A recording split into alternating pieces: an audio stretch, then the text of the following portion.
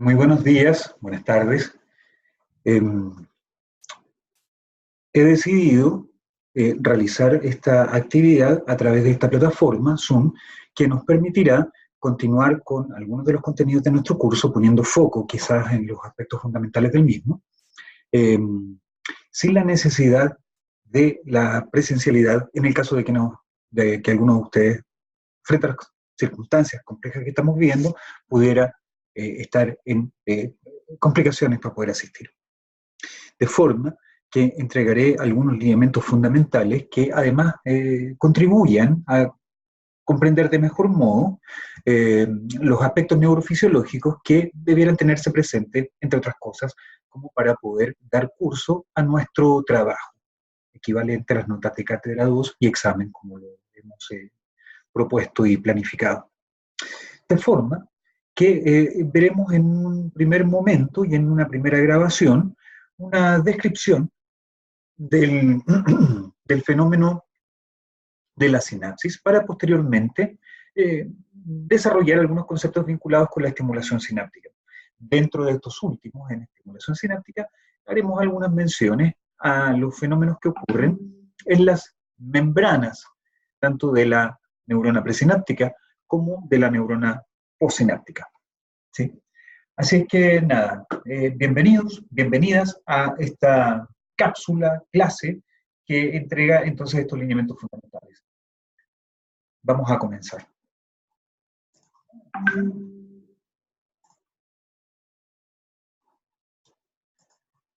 Estoy en este momento haciendo una prueba respecto del material que quisiera mostrarles. Para eso, ahora sí, creo que estamos en condiciones de revisar en conjunto, digo, un documento. Vamos a ver.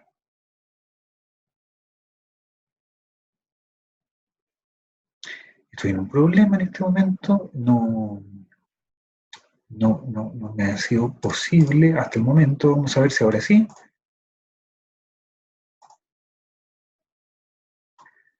Allí. Deberían ustedes estar viendo entonces esta clase, corresponde a la clase 6 de nuestra asignatura, que nos permitirá comprender algunos conceptos básicos respecto del fenómeno de la sinapsis. Todo lo que nosotros vamos a revisar a continuación, además ustedes lo pueden encontrar en el documento respectivo que hemos subido a la plataforma de nuestro curso y que sintetiza, resume aspectos fundamentales de esta unidad, unidad 3, sección 2. Bueno, muy brevemente, la sinapsis es un tipo de contacto entre células nerviosas. Es un aspecto muy relevante de tener en consideración, pues es lo que permite esencialmente el funcionamiento de nuestro sistema nervioso de manera conjunta, combinada. A diferencia de otros tejidos, en el tejido nervioso, la actividad de una célula tiene una incidencia, una repercusión significativa en la actividad de sus células vecinas. Se activa una célula y las células vecinas también, muy probablemente, lo hagan. ¿Cómo ocurre eso en el sistema nervioso? Bueno, ocurre porque existen unos contactos muy pequeñitos, pero muy fundamentales, que permiten intercambio de sustancias entre la neurona presináptica y la neurona postsináptica. Esos espacios de comunicación son las sinapsis. La sinapsis, en consecuencia, alude a un tipo de contacto entre células nerviosas, entre la neurona presináptica y la membrana de la neurona postsináptica. Eventualmente también puede ser la membrana de una célula de algún tejido efector, por ejemplo, la sinapsis neuromuscular. A continuación, nosotros podemos ver una imagen que refleja la relación existente entre las membranas presinápticas y postsinápticas. Aquí podemos ver, si ustedes pueden seguir el mouse, el cursor del mouse más bien, cómo es que estos botones sinápticos correspondientes al telodendrón efector de la neurona presináptica tiene un contacto muy estrecho en este caso, la membrana del cuerpo celular, en esta zona, ¿no? Pero también puede ocurrir este mismo tipo de contacto entre este botoncito y una dendrita, como ustedes pueden ver aquí, ¿no? Ahora, si observamos con atención este esquema, veremos que a nivel del cuerpo y las dendritas, los contactos sinápticos son múltiples. Una misma neurona puede recibir entre cientos a miles de contactos sinápticos simultáneamente. Quizás sea conveniente aclarar, además, que la sinapsis es un aspecto de la estructura del sistema nervioso. Vale decir, no es que las células, cuando deban comunicarse entre ellas, supongamos que algo se excita, se junten y luego se separen. La sinapsis es parte de la estructura, es un contacto permanente entre la neurona presináptica y la neurona postsináptica. Ese contacto tiene la potencialidad de ser activador, tiene la potencialidad de generar liberación y captación de neurotransmisores. Pero esa condición es una condición,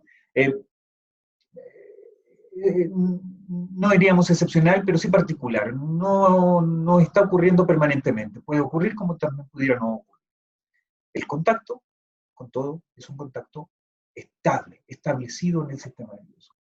¿Cómo se genera? Bueno, la mayor parte de esos contactos se genera por nuestra estructura genética, y entonces nosotros tenemos una serie de contactos nerviosos que están definidos, determinados por nuestra condición genética. Por ejemplo, existen sinapsis, ¿no?, entre la médula espinal, tronco encefálico, tálamo.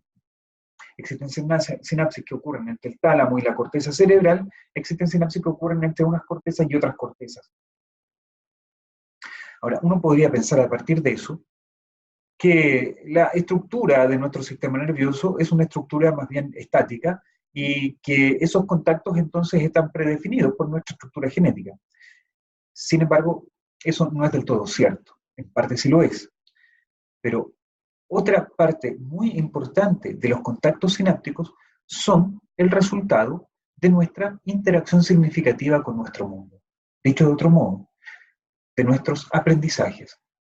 En consecuencia, nuestros aprendizajes modulan, regulan, establecen nuevas conexiones sinápticas, especialmente quizás a nivel de las cortezas cerebrales. Bueno, algunos tipos de aprendizaje de la corteza cerebral. En ese sentido, podríamos decir que nuestro sistema nervioso es un sistema que posee una estructura plástica, dinámica, cambiante, permanentemente cambiante. En todo momento de nuestra vida sigue siendo dinámica. Ahora, quizás lo es más, especialmente en nuestros primeros años de vida, en nuestra infancia, y quizás en nuestra adolescencia lo podríamos extrapolar. Luego hay probablemente una consolidación de algunas conexiones, lo que no quita que sigamos teniendo una estructura nerviosa plástica, cambiante. Bien. Deberíamos poder hacer una distinción entre las estructuras que establecen y las estructuras que reciben el contacto nervioso. Eso nos permite distinguir entre lo que se conoce como estructuras presinápticas y postsinápticas. Lo que ocurre en la conformación, en la estructura de nuestro sistema nervioso, es que las células, y particularmente los axones de las células nerviosas, desarrollan, crecen, ¿no?, en la formación del sistema nervioso hasta un punto en que establecen contacto con otras células. Cuando eso ocurre, hay una ramificación en un telodendrón. Luego, esta neurona que establece el contacto es conocida como la neurona presináptica, mientras que la neurona que recibe el contacto se conoce como neurona postsináptica. ¿Bien? Entonces, el carácter de presináptico o postsináptico puede ser puede ser combinado, podríamos decir. Una misma neurona puede ser a la vez presináptica y postsináptica, naturalmente, ¿no? Puede estar recibiendo contactos sinápticos, por ejemplo, a través de su cuerpo y dendritas, y puede estar estableciendo contactos sinápticos con su telodendrón efector, con otras neuronas vecinas o con tejidos efectores. Sí. Eso nos permite entonces hacer una clasificación de estos contactos de acuerdo a varios criterios. Por ejemplo, un primer criterio ustedes probablemente están viendo la presentación en este momento, es el de la proximidad de las membranas participantes. Si bien el contacto que existe entre membranas es un contacto sumamente estrecho, en la mayor parte de la sinapsis, existe un espacio entre la membrana presináptica y la membrana postsináptica. Ese espacio tiene un impacto muy, muy significativo en la manera en que se produce la actividad entre una célula y la otra. Porque habiendo ese espacio, entonces la actividad de la célula postsináptica es el resultado de un proceso químico. La liberación y captación de neurotransmisores. Entonces, vamos a llamar sinapsis química a el tipo de contacto en donde existe, por pequeño que sea, un espacio que separe la membrana presináptica de la postsináptica, y en el cual la actividad de la membrana postsináptica es el resultado de la estimulación sináptica, del proceso de liberación y captación del neurotransmisor. Versus un tipo de contacto que se llama contactos o sinapsis eléctrica, en el cual no existe una separación clara entre la membrana presináptica y postsináptica. Vale decir que hay puntos incluso en donde una membrana y la otra tienen estructuras en común, proteínas en común.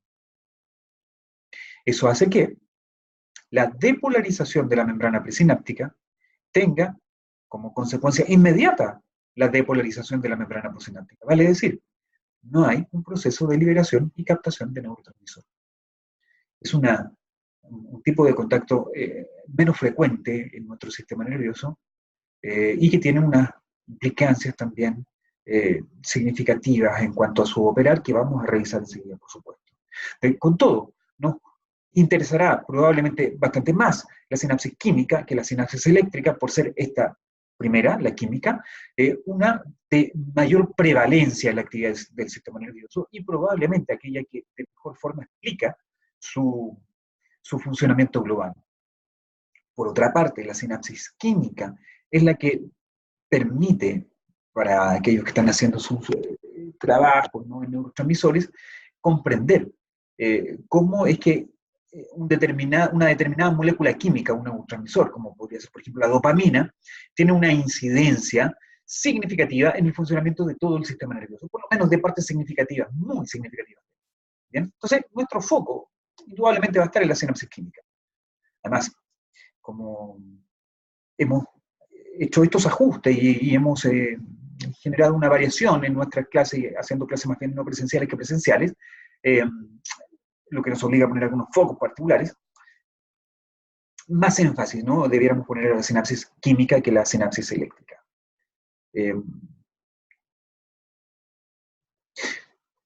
Bueno, vamos a avanzar. Probablemente para ustedes, para mí también lo es, esta es una experiencia bastante novedosa. Yo no había tenido oportunidad de realizar clases en este formato, sin una audiencia directa por lo menos, y entonces, claro, tengo la tentación de preguntar si ustedes van entendiendo lo que les converso, y naturalmente no es un espacio que tengamos, ¿no? Entonces, lo que quisiera sugerir a partir de esto es que una vez que ustedes hayan visto esta cápsula, puedan ir quizás anotando sus dudas y las podamos ir compartiendo quizás a través del correo electrónico, lo que nos permitirá ir aclarando algunos aspectos que puedan ser más complejos o que no se haya entendido todo bien. Les invito entonces a que ustedes puedan retroalimentar ese proceso. Bueno, dicho eso, vemos entonces una segunda clasificación de sinapsis. En este caso, se trata de la clasificación vinculada, ¿no?, al tipo de estructura que establece el contacto. Recuerden ustedes que una neurona básicamente puede ser dividida en dos secciones, ¿no? Por un lado tenemos el cuerpo con las dendritas, por el otro lado tenemos el axón y su telodendrón, ¿sí?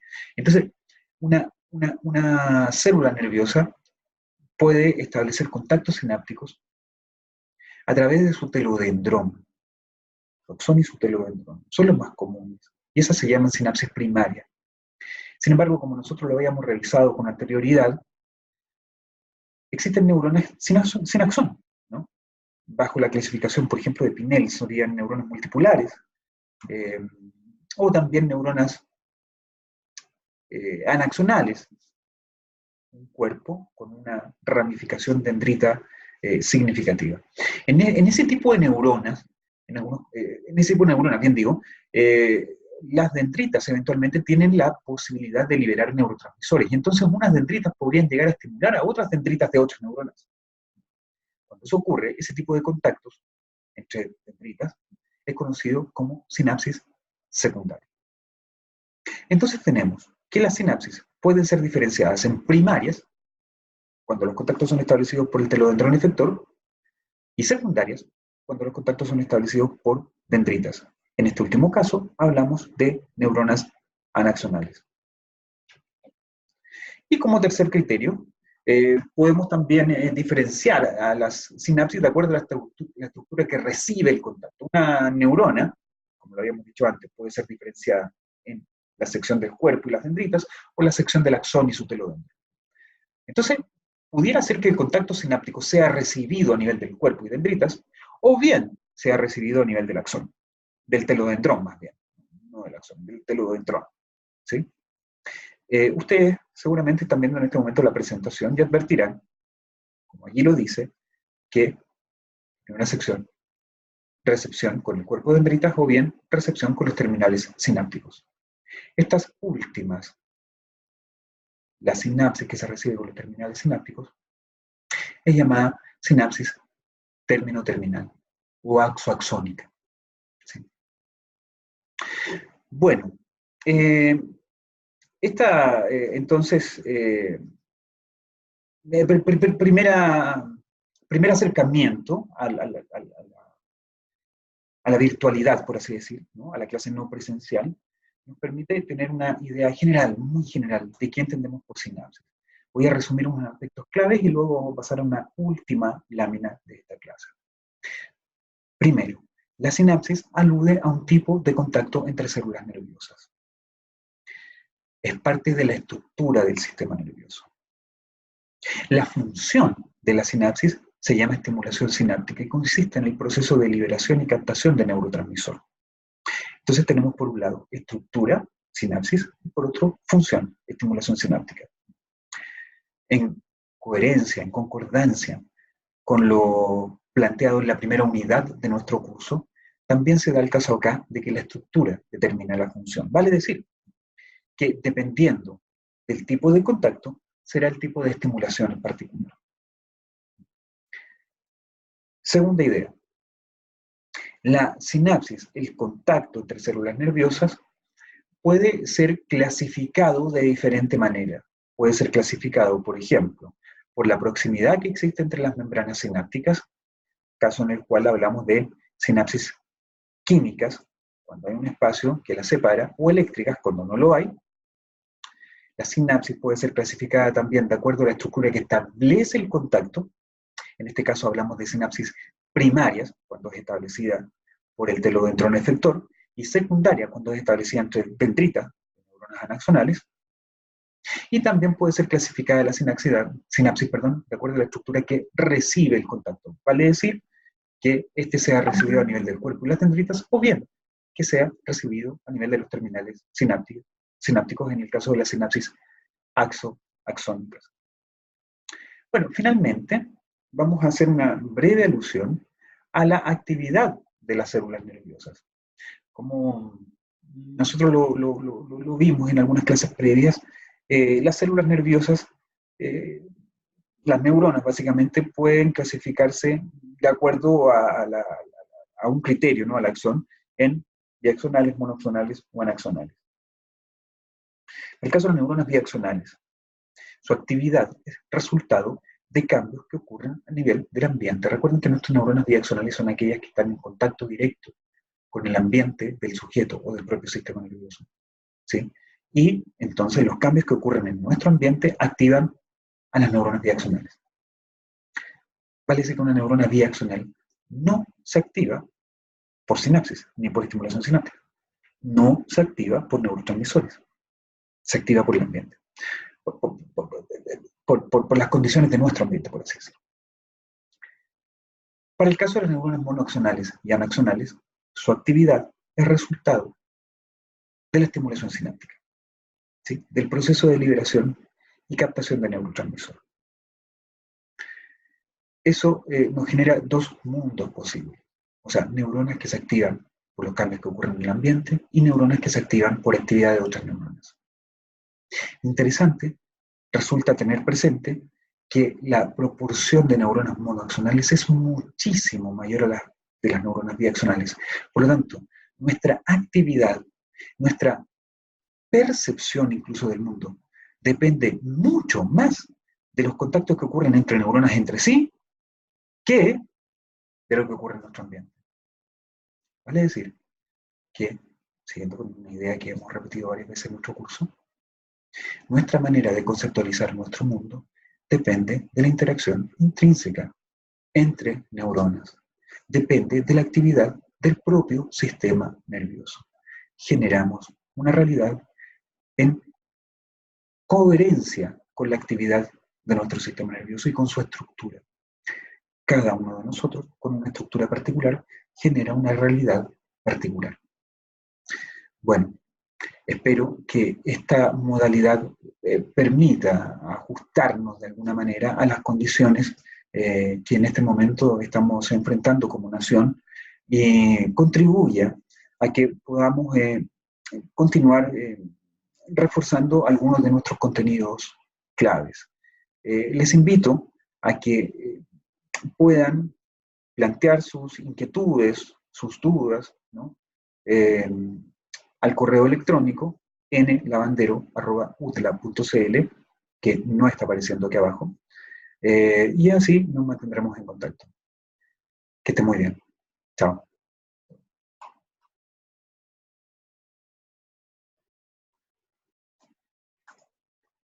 No sé cómo se apaga esto, así que seguramente aún me siguen viendo. Creo que ahora lo encontré. ¿Puede ser?